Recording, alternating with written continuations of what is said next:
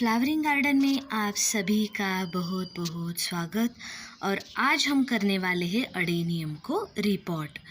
मैंने एक बहुत ही ब्यूटीफुल सा क्रिएशन बनाया था अडेनियम का, लेकिन दोस्तों उसकी टहनियाँ जो है बहुत ही लंबी लंबी हो गई थी और जो है मुझे ग्राफ्टिंग के लिए स्टॉक भी चाहिए था।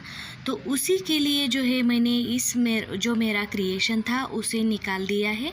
और निकालने के बाद इसकी जो लंबी सी बड़ी हुई थी टहनियाँ सारी मैंने कट कर दी है और उनकी कटिंग लगा दी है।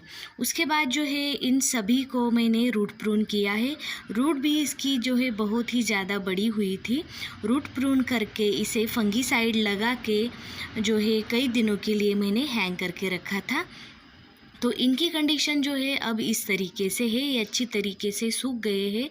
जहाँ पर भी डैमेज था उन सभी पार्ट पर जो है मैंने फंगीसाइड लगा दिया है। पीछे के जो मेरे पार्ट थे उनकी कंडीशन थोड़ी सी अलग थी, इसकी कंडीशन थोड़ी अलग है। तो उसके लिए मैंने पॉटिंग मिक्स लिया है इस तरीके का।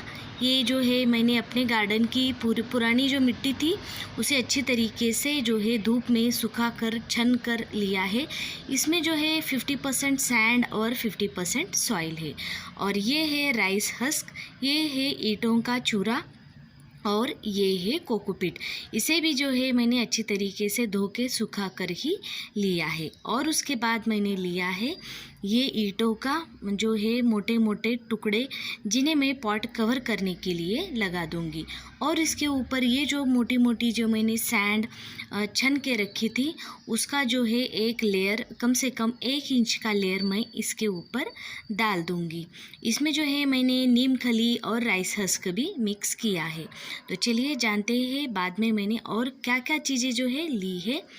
तो उसी के साथ मैंने लिया है ये इस तरीके से, ये जो ब्लैक कलर का दिख रहा है वो नीम खली, वाइट कलर का जो दिख रहा है वो एप्सम साल्ट, ये लिया है मैंने ह्यूमिक एसिड, और ये लिया है मैंने एनपीके का कंटेंट मैंने 2 मात्रा में लिया है। ये जो पिंक कलर का दिख रहा है आपको, ये माइक्रो न्यूट्रिएंट है, और वो जो दिख रही है वाइट सा वो राख है। और ये जो ग्रैन्यूअल दिख रहा है ये है यूरिया, क्योंकि इसे यूरिया की अभी ज़रूरत है नाइट्रोजन की, उसे लिए मैंने लिया है।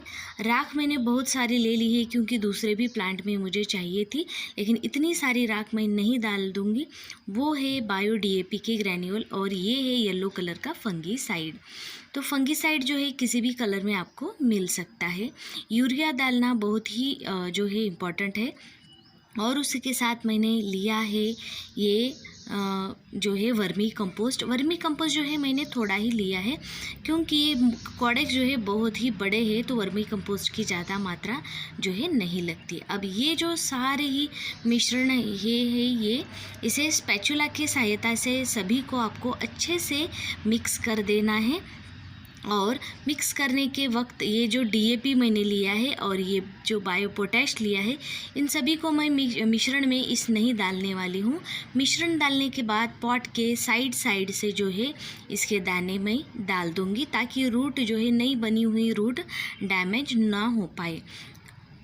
और ये देख लीजिएगा इस तरीके से आपको स्पैचुला की सहायता से सभी चीज़ें एक जैसी आपको मिला देनी है। कोई गांठ इसमें नहीं रहनी चाहिए, कोई भी जो है मोटा टुकड़ा किसी भी इंग्रेडिएंट का नहीं रहना चाहिए। सभी को आप अच्छे से मिक्स कर दीजिएगा। उसके बाद मैंने लिए है उनको लगाने के लिए ये पॉट, जो कि मैंने अच्छी तरीके से धो के क्लीन करके रखे हुए हैं।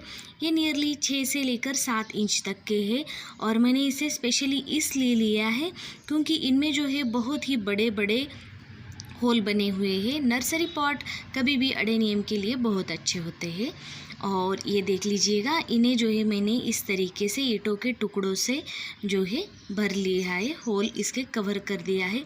उसके ऊपर जो मोटा मोटा छना हुआ था वो ईंटों का चूरा और थोड़े से कंकर और सैंड की मात्रा डाल दी है। उसके बाद आपको भरना है इसमें पॉटिंग मिक्स के बाद आपको रखना है आपके प्लांट को बहुत ही जो है अच्छी तरीके से सेंटर में रख दीजिएगा और खड़ा ही रख दीजिएगा, टेढ़ा मत रखिएगा। और इसका जो डैमेज पार्ट है उसके नीचे तक ही जो है मैं सॉइल भर दूंगी। वो जो डैमेज पार्ट है उसके ऊपर मैं सॉइल को नहीं आने दूंगी। तो चलिए इसे सबसे पहले फुलफिल करते हैं। तो ये देख लीजिएगा, इसे फुलफिल मैंने कर दिया है। फुलफिल करने के बाद ये जो DAP के दाने थे और बायो पोटैश के दाने, आपको पॉट का इंच कितना है उतने ही दाने डालने चाहिए।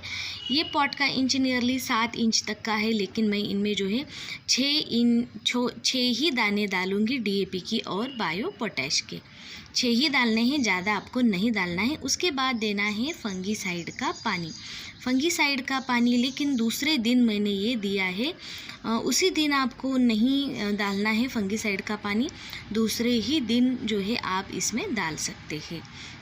तो एक दिन वेट कीजिएगा और फिर बाद में सारा मिश्रण अच्छी तरीके से हो जाने के बाद ही डाल दीजिएगा। तो ये देख लीजिएगा, सभी प्लांट्स को जो है मैंने लगा के फंगीसाइड का पानी दे दिया है। और जो है मेरे प्लांट ये शेड में ही रखे हुए हैं। लेकिन ये देख लीजिएगा दोस्तों, ये जो 2 टहनियाँ थी बहुत ही लंबी थी और आपस में बहुत ही फंस रही थी।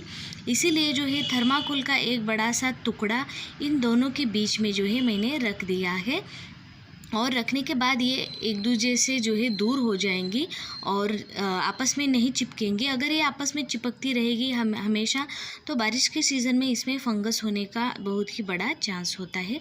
तो आप इस तरीके से थर्माकोल का टुकड़ा भी रखकर इनको सेपरेट कर सकते हैं।